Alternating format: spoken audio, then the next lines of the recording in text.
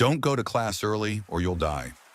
At the beginning of my sophomore year, I received a message from an upperclassman. The next day, there was an announcement from our advisor. Starting tomorrow, classes would begin at 8 p.m. My roommates didn't think much of it, but when I walked into class at 8 p.m., I saw his body crushed beyond recognition by a vehicle. What was going on? 8 a.m. had been changed to 8 p.m.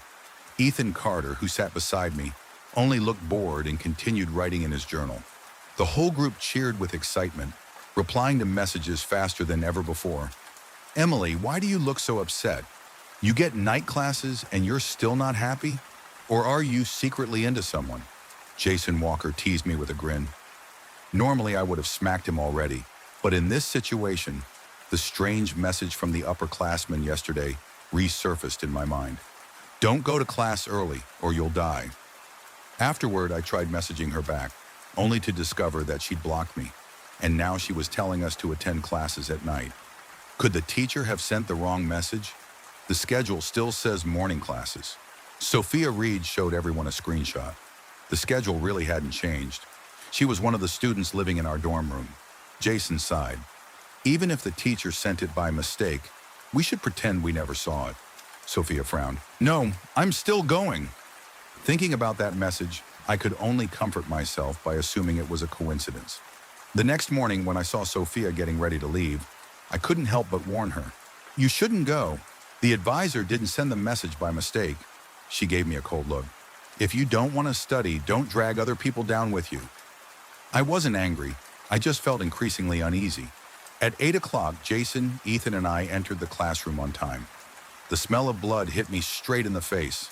Even though the body had been torn apart, I recognized it immediately. It was my roommate, Sophia Reed. A female student who walked in behind us saw the scene and immediately screamed. The very next second, her body exploded right in front of us. I was about to scream too, but Ethan clamped a hand over my mouth. He pointed at the blackboard, signaling for me to look. Classroom building rules 1. Once you enter the classroom, you must remain absolutely silent. 2. Classes are held every night from 8 p.m. to 12 a.m. You are not allowed to arrive late or leave early. 3. During class, teachers may tell you to conduct experiments. If they say they want to go to the laboratory building to conduct experiments, please do not refuse. 4. There is no laboratory building in this school. 5. There are no teachers wearing red in this school. 6. If you see a teacher wearing red, immediately run to the cafeteria and take shelter. 7. The back door of the classroom building is the only exit. Looking at the words on the board and the scattered pieces of corpses everywhere, the entire class fell into deadly silence. Jason Walker frantically typed into our dorm group chat. What kind of ridiculous rules are these? Why do people die if they don't follow them? Sophia Reed exploded into pieces. We've definitely fallen into some kind of rule-based horror world. Then let's run. Rule 7. Doesn't it say the back door is the exit? Haven't you checked the class group chat? I hurriedly opened the class group and looked at the advisor's latest announcement. 1. I am safe but not entirely safe. 2. You may request leave through me. 3. Do not start conversations with me. 4. I will not lie. 5. I will treat all students fairly. 6. The more dangerous something is, the more you can trust me. 7. This school has no exit. Remember this carefully. There is absolutely no exit. The group was immediately locked from commenting. That announcement sent a chill down my spine. The advisor said there was no exit, but the previous rules clearly stated that the back door of the classroom building was the only exit. This was a contradiction within the rules. We couldn't recklessly run out through the back door. Jason looked like he was about to explode. A fragile college student could be chewed up in a matter of minutes, yet we were still being forced to analyze rules. Clack, clack. A teacher wearing high heels slowly walked into the classroom. Fortunately, she wasn't wearing red. She swept her gaze across the room and revealed a satisfied smile. Ha ha ha, students. Good morning. No one dared respond. For our first class today, we'll be doing practical training. In a moment, you'll follow me to the laboratory building. The moment we heard the words laboratory building, everyone became extremely tense. On the very first day, We had already encountered a situation mentioned in the rules. So, does anyone want to request leave? I can approve it. She tilted her head and looked at us with amusement in her eyes. A few students were so terrified that they raised their trembling hands to ask for leave. Sure, of course. She suddenly smiled in a grotesque way. The next second, she instantly appeared beside them. Crack, crack. Their necks were twisted apart, and blood sprayed everywhere. Your leave requests have been approved.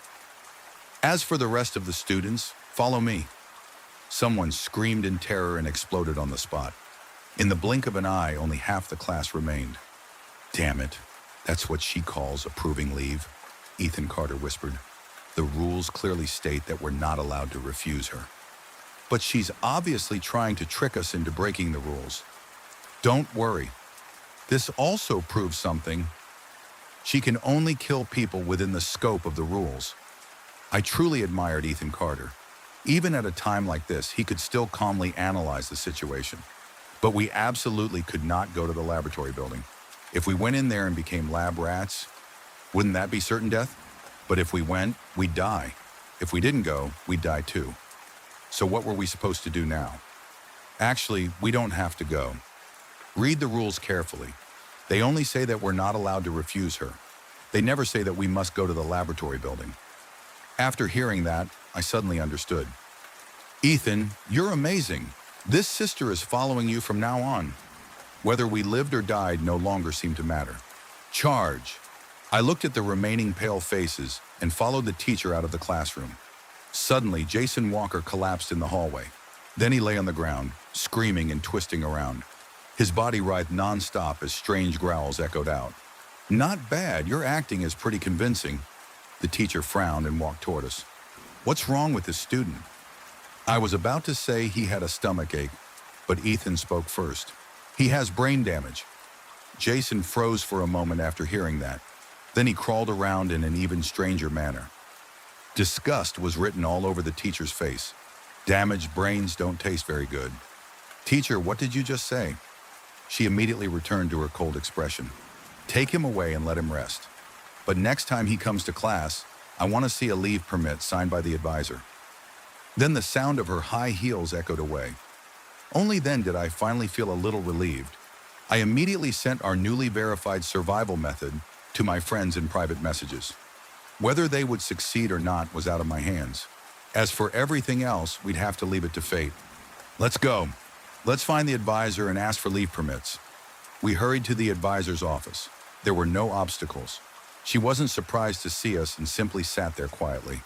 Jason immediately typed out a message and showed it to her. She took out 3 leave permits and reminded us of several things. Each person could have one and only one leave permit. We had to keep it safe. The permit could be used anywhere. Cafeteria A hated leave permits, but Cafeteria B liked them. We carefully put the permits away. Ethan remained silent for a moment before asking a strange question. Advisor, is the back door of the classroom building really an exit? I was startled when I saw that. The advisor's announcement had clearly stated that there was no exit here at all. Yet unexpectedly, the advisor nodded. Yes, students can leave through there. I quickly sent a message. What does she mean? Can the back door really lead us out? No, we can't be sure. My head was spinning. Could we go through it or not? I want to verify Rule 4 from the announcement. 4, the advisor will not lie. But now her words contradict the rules. So is announcement number 4 fake? The rules already exist and are in effect. The advisor naturally won't lie. Jason and I both stared blankly at him. Ethan Carter spoke slowly. There's one possibility. The person here isn't actually our advisor. The face, voice, and mannerisms were all exactly the same as the advisor I remembered. Yet the conclusion Ethan had just reached was terrifying. Ethan, don't scare me like that. Ethan looked at us helplessly. What I'm trying to teach you is that you need to clearly identify the subject to which a rule applies. Seeing that we still didn't understand, he gave an example. It's like apples being priced at $5 per pound. The apple is the subject. So we first have to confirm that it's actually an apple before we can say that $5 per pound is the correct price for that apple. The subject is the premise upon which a rule exists. The advisor's announcement takes the advisor as its subject. The classroom rules, on the other hand, are centered around teachers. When the subject and the rule don't match, contradictions appear. Since the rules are still incomplete, we can't determine whether the problem lies with the subject or with the rules themselves. As of now, everything mentioned in the rules, cafeteria A, cafeteria B, the laboratory building, and even the teachers wearing red, all need to be verified. I truly admired Ethan. His reasoning was extremely clear, and his emotions remained steady, as though he had already experienced all of this before. Suddenly, my phone notification sounded. A second later, the message that appeared sent an icy chill down my spine. "Why aren't you guys back yet?" "The dormitory inspection is about to start." I had seen his body explode into pieces with my own eyes. The remains had been scattered everywhere. So what exactly was texting me right now? His behavior still seemed completely normal. Aren't you curious about what Sophia Reed has become now? No matter what, she couldn't possibly still be human. Only Ethan dared approach her. When we returned to the dormitory, we found a sheet of paper posted on the entrance door. Student Dormitory Rules 1. Care about your roommates. Physical conflicts with roommates are prohibited. 2. Teachers wearing red will come to conduct inspections. Do not open the door for them. 3. After lights out, you must not leave your room. Any consequences are your own responsibility. When I reached the dorm room door, I didn't dare go inside. Yet Ethan calmly pushed the door open. "What's wrong with you guys? Why are you staring at me?" Ethan was about to say something when Jason suddenly stepped forward. "Sophia Reed! Sophia Reed! We need you. Let us copy today's homework." After saying that, he even sent a message in the group chat. Still alive. I truly admired this guy. Whenever something happened, he charged straight in. "Do you know tomorrow's class schedule?" "First thing in the morning, we have class in the laboratory. Go check it yourself." The three of us fell completely silent. She had already become abnormal. Apparently, when they put her body back together, they forgot to include the brain. At the same time, my private message from that morning finally received a reply. Ryan Brooks thanked me for saving him and his roommate. I asked, "Has anyone where you are died and then come back to life? You guys ran into the same situation too?" It turned out that there had been a female student in their room who was believed to have died because of the rules. But when night came, she reappeared in the room completely unharmed. They had even thought they were hallucinating. As I reminded him not to open the door, I also sent the situation to the group chat. It seemed that the students had now been divided into two types. One type was us. The other type was the abnormal students. So are they dangerous to us? It's still unclear for now. But we absolutely have to be extremely careful. While we were discussing things in the group chat, sudden knocking sounded at the door. "Open up! Open up! Room inspection!" The last words dragged on in a horrifying tone. It made my skin crawl. We looked at one another and held our breath. Out of the corner of my eye, I glanced over. I saw Sophia Reed suddenly become extremely strange. She looked unusually excited. Then she jumped to her feet. "This is bad." She was going to open the door. Watching Sophia collapse to the floor, Jason Walker and Ethan Carter stared wide-eyed at the chair in my hands. Their mouths hung open. "Emily, you! You're seriously incredible." Outside the door, the teacher continued knocking nonstop. The flimsy door had even started shaking. We didn't dare breathe too loudly. All we could do was pray that he would leave. Only after he realized there was no movement inside the room did he finally stop. Just as I let out a sigh of relief, I froze. The dormitory rules said, "No physical conflicts with your roommates." Had I just violated a rule? But you didn't directly attack her. The thing that hit her was the chair. Maybe that doesn't count as a violation? I never imagined there was a loophole in the rules like this. The footsteps gradually faded away. Just as we finally felt relieved, a heart-wrenching scream suddenly erupted from the room next door. Soon after, screams began echoing from many other places as well. It seemed that an abnormal student had opened the door for the teacher. So these abnormal students had come back to life in order to break the rules, to drag us down with them. We sat down and began analyzing the situation in the dormitory. Ethan organized everything and sent the results to the group chat. First, the teachers. We now know that some of them kill according to the rules. Next, the students. We can now distinguish between the factions: normal students and abnormal students.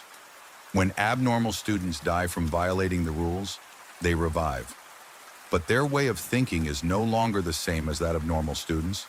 Third, the relationship between abnormal students and teachers wearing red.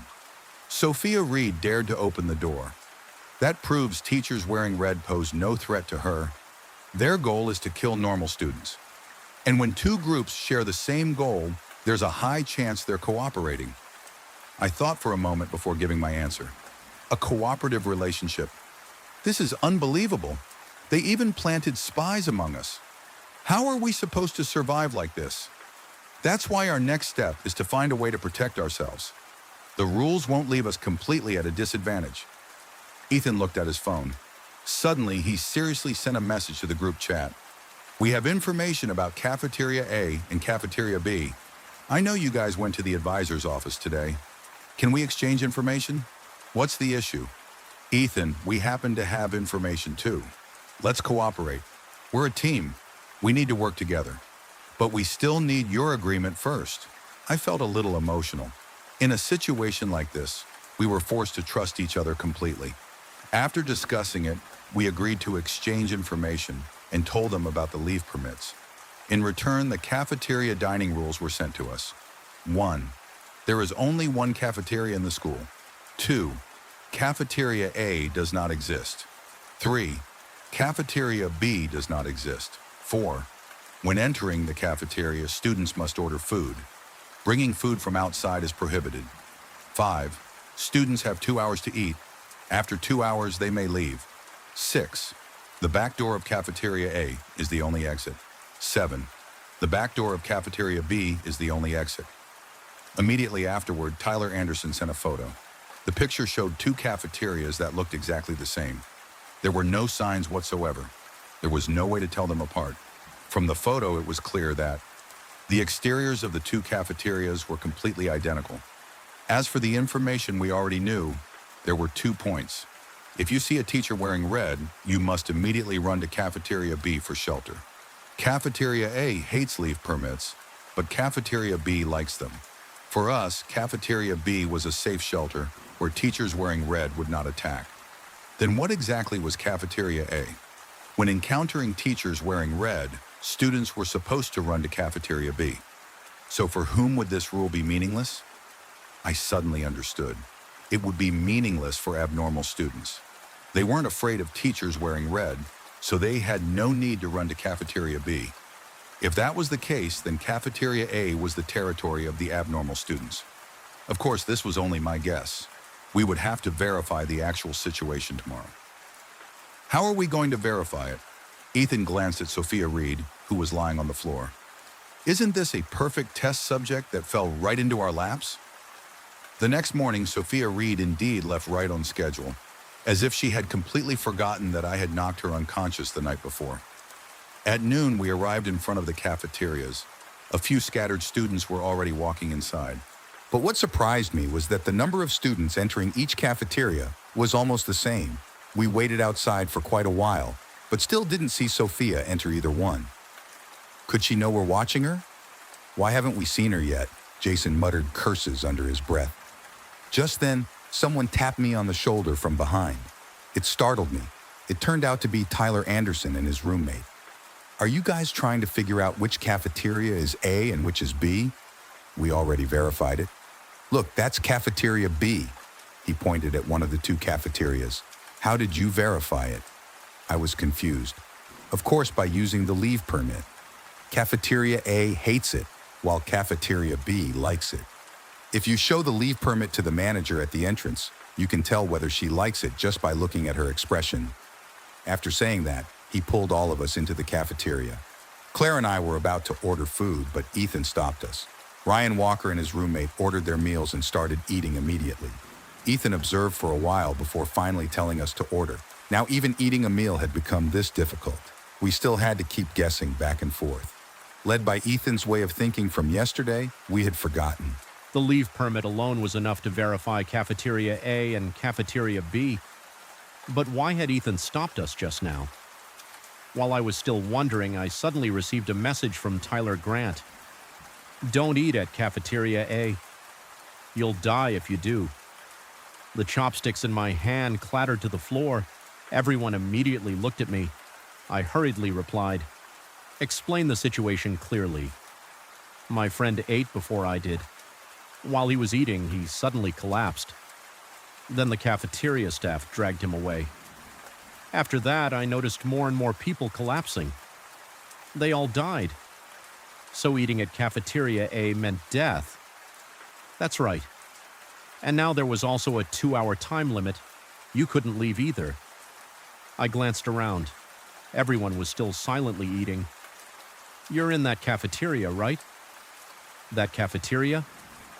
I thought both cafeterias were the same. I tried to comfort him.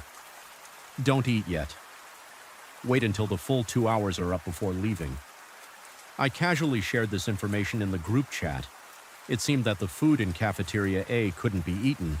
We could only eat at Cafeteria B. "Ethan, why didn't we use the leave permit to verify it directly? Why did we have to follow Jason Carter?" The method of distinguishing Cafeteria A and B can indeed be done using the leave permit. At first, I wanted to see which cafeteria Jason Carter would go to and eliminate one possibility. But it seems things aren't as simple as we thought. It's fine. Now we know. From now on, we won't eat at Cafeteria A anymore. Ethan's expression darkened. He lowered his head and I had no idea what he was thinking. But there was one thing that bothered me a lot. According to the rules we currently had, there was no way for us to know that the cafeteria food was dangerous. Yet earlier, Ethan had carefully observed everything before letting us order. It was as if he had already known that choosing the wrong cafeteria entrance carried hidden danger. But was he always this cautious in his thinking? Tonight's 8 p.m. class was fairly normal. They didn't make us go to the laboratory for experiments. But compared to the first day, the number of students in class had decreased dramatically. No one knew how many people had already died at the hands of the teachers and the rules. Just when we thought today would be peaceful, we returned to the dormitory and were completely stunned. "Where's the door?" The entrance to our room was completely exposed. The door had vanished without a trace. You could see straight into the structure of the room. Not only the door, but all the chairs had disappeared too. I looked toward the only possible culprit in the room. "Jason Carter? What did you do?" He looked at me with gloomy eyes. "Maybe a strong wind blew all the furniture away." I didn't believe him. If physical conflict hadn't been forbidden, I would have slapped him. Clearly, he was still holding a grudge over what happened last night. Claire stomped her foot in frustration. "So what are we supposed to do tonight?" "This is basically waiting to die. Welcome the red-clothed teachers to come visit. Wait, let's go check other rooms first. See if anyone will let us stay with them." Just as expected, everyone refused, which made sense. In a situation this dangerous, not opening the door was the correct choice. Claire looked a little discouraged. "Ha ha ha, tonight we'll finally have some meat to eat." He stopped pretending and smiled in a horrifying way. The time for room inspection was getting closer and closer. I began to feel hopeless. Were we really going to die tonight? Ethan quickly scrolled through his phone. Suddenly, his eyes lit up. "We still have one place we can go." Thank goodness. The advisor hadn't left yet, even though it was already late. "Tomorrow I'll have someone repair your room. But for tonight, you'll have to sleep here. I've arranged for you to stay in the small room inside. I can only help you this one time. If something like this happens again in the future, you'll have to solve it yourselves." After she left, we finally let out a sigh of relief. The three of us squeezed together on a small bed in the room, and yet it felt strangely safe. Claire fell asleep almost immediately after lying down. It seems the advisor is still a normal person. She's even protecting us. The moment I said that, I noticed Ethan was still frowning. He looked as if he were carrying a heavy burden. If the advisor has never lied, then the situation is even more serious. Why would it be more serious? Before I could ask further, a wave of drowsiness swept over me and dragged me into sleep. When I woke up the next morning, there was already a new message in the group chat. All leave permits have been distributed. You'll have to handle any future problems yourselves. Now only the laboratory building remained uninvestigated. After discussing it, we decided that early the next morning we would hide somewhere farther away. The more dangerous it is, the safer it becomes. Claire guessed correctly. Not long afterward, I saw Jason Carter blending into the crowd as he entered the laboratory building. The people walking beside him were all abnormal students. We were stunned. The number of abnormal students had grown so large that they were about to outnumber the normal students. It was nearly noon before they finally began filing out of the laboratory building. Their clothes were covered in bloodstains. Some of them even licked the corners of their mouths with satisfaction. What did they just eat? What do you think it was? The teachers only forced normal students into the laboratory. I didn't dare think any further. I guessed that the people who died in Cafeteria A had also been dragged here to be processed. This laboratory building was no different from a slaughterhouse. It was also the perfect dining hall for those monsters. The investigation was nearly complete. We stood up and left, heading toward the cafeteria. As we were walking, a miserable scream suddenly rang out behind us. A student was torn in half right before our eyes. The air seemed to explode.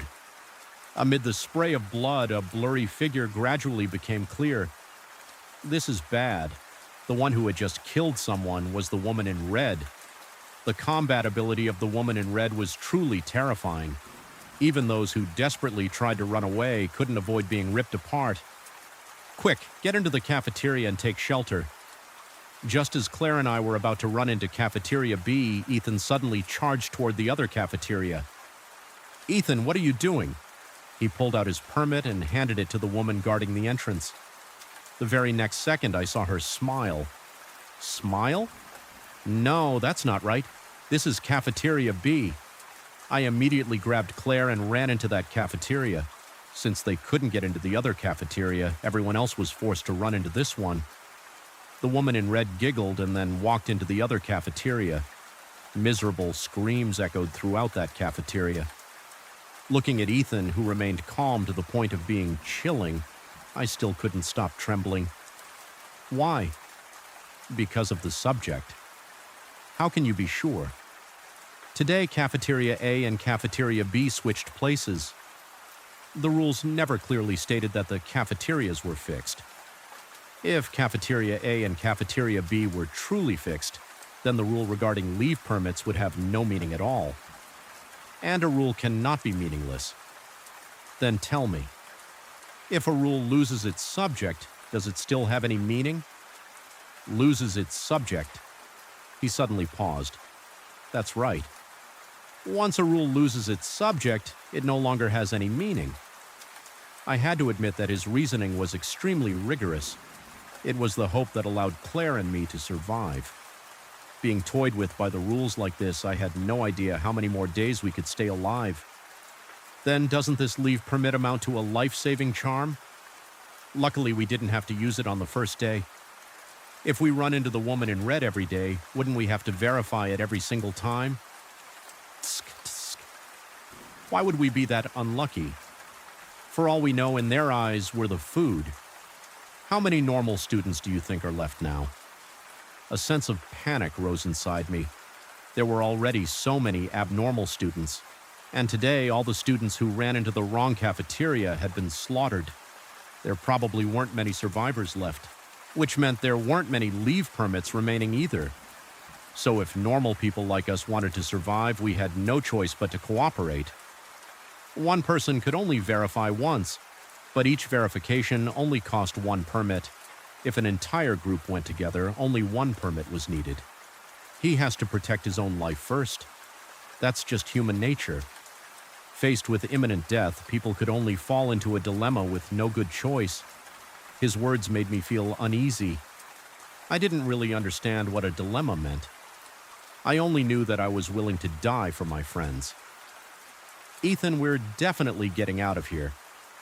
At worst, we'll just die together. But it'd be such a waste if someone as smart as you died. He let out a faint smile. You two are always like this. Most of the time, every time. When Ethan first entered college, he was quiet and unsociable, but thanks to Claire's and my enthusiasm, he gradually opened up. We'll definitely survive. His eyes were filled with determination as he looked at us. Over the past few days, the woman in red had been appearing more and more frequently. Students who ran out of permits and chose the wrong cafeteria immediately became ghosts under her hands. Every night we had to keep an eye on Jason Carter to stop him from opening the door. On the fourth day, while walking back from class, I suddenly heard a familiar voice coming from a hidden Corner nearby. Hand over your leave permit. We ran over and saw Ryan Walker threatening Tyler Grant. What are you doing? When he noticed us, he cursed under his breath and walked away. I suddenly remembered something Ethan had once said. When people are faced with death, they won't cooperate. They'll do anything necessary to survive. At that moment, however, Tyler Grant remained unusually calm. Thanks, guys. Honestly, I don't think dying would be so bad. Now I'm the only one left. But I still can't figure out what this so-called exit in the rules really is. I'm exhausted. He handed me the leave permit he was holding. Take it. I hope you guys can survive. No. I opened my mouth to persuade him otherwise, but he simply smiled. I've decided to leave this place today.